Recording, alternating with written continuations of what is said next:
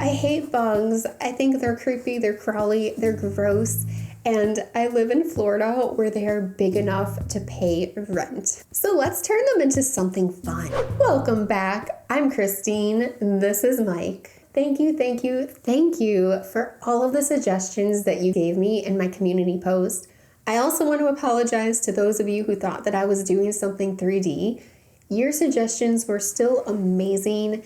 I realized after the fact that the way that I had worded that post, it was a little strange, and it sounded like I was making bugs out of candy. I only intended to make fun illustrations out of your suggestions, so I am so sorry if that was confusing. I will do better next time. I'll have my husband proofread it for me. Today I'm using my brand new alcohol markers. I found these on Amazon and decided to give them a try.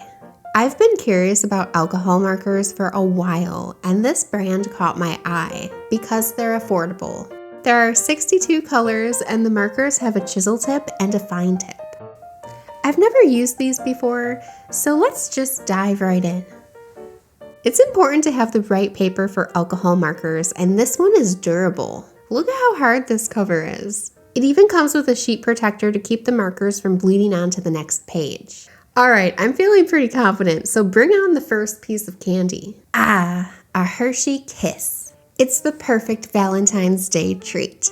It's wrapped in a pink foil, which is going to play a big part in my first illustration, which is a beetle.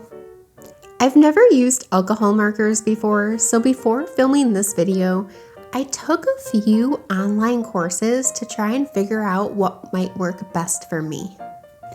One suggestion I loved was inking the illustration first with a Sharpie and erasing all of the pencil marks before coloring it in. To match the color of the pink packaging, I picked a dark shade of pink for the shadows and slowly layered my colors from there. I wanted the beetle's body to resemble the metallic foil, but rendering that texture was tough. I took my time though. This part reminded me a lot of painting with acrylics, because with the alcohol markers, you can just continue to add layers until you get the effect that you want. I thought it would be fun to make the beetle's antenna part of the wrapper that says Hershey, but instead I swapped out Hershey for Kisses. I wrote Kisses in the soft pastel blue that's usually used on the wrappers. To add highlights, I used my white Flymax acrylic paint pen and added some shiny details. This is always my favorite part. I just love getting in there and adding all of the highlights to make the colors pop. And if you add too many highlights, you can always color over them with another alcohol marker. Then I decided to try out my colorless blender. It created a mess that took me an extra 30 minutes to fix. Let's just skip ahead right now. You'll see plenty of my struggles later in this video. But the question remains, does this beetle have a chocolate filling? We may never know. It's too cute to eat. Next up, Smarties. I can't remember a Valentine's Day as a kid without Smarties. The shape of a Smartie seemed perfect for a worm. Apologies for the mini earthquakes in this video. I recently added my camera to my desk to free up table space, but now every time I erase or bump the desk, the camera shakes. I'm still working on a solution. I don't know what I'm gonna do, so thank you so much for your patience. If you're wondering why I'm using a reference photo instead of real candy, it's because I ate all of the candy I bought for this video. Twice. The Hershey Kiss that you saw earlier was the only survivor, and it didn't last long. My sweet tooth is out of control. Anyway, I wanted to match the candy colors, but I ended up going darker than I intended. It's way more vibrant than I wanted. Since the shapes and the colors weren't quite right, I tried drawing it inside of a bag. And that didn't work either, but I kept going. I feel like this is the part of the illustration process where things just don't quite seem right. But if you keep going, at some point, it'll start to work itself out. After adding some shadows and highlights, I felt like this was starting to come together. I think the final highlights that I added saved this because it kind of looks like it's actually in a bag. And I like it. There were so many requests for conversational hearts used as butterfly wings.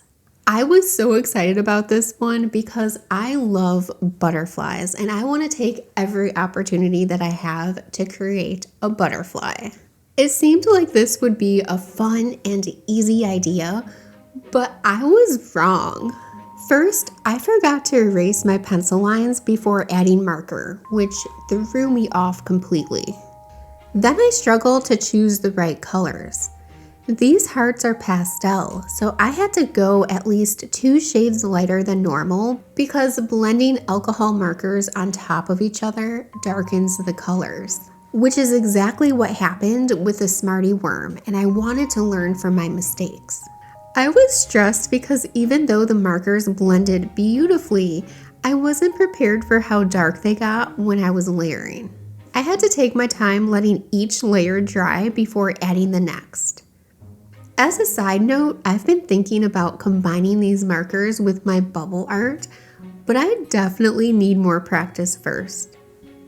Although knowing me, I'll probably just jump right in and figure it out as I go, because that's just the courageous thing to do. This is courageous painting after all. I used my white acrylic paint pen for highlights and added text for the hearts. I chose my 4 favorite conversational heart phrases, which are be mine, hot stuff, be cool, and love ya. This one seemed to give me a lot of trouble, but you know what? I actually like the design. I like the simplicity of it. It's cute, right? I am such a giggly giggler. I giggle at everything. I have so much fun making these videos, I can't help it. This dove-inspired love bug is where things got interesting. I drew it like a ladybug, but with a heart-shaped body, just like the Dove candy.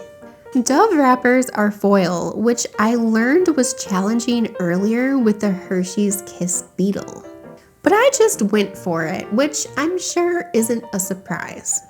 I just kept layering colors until I got the results that I wanted, which involved going back and forth between darks and lights, as well as incorporating the colorless blender.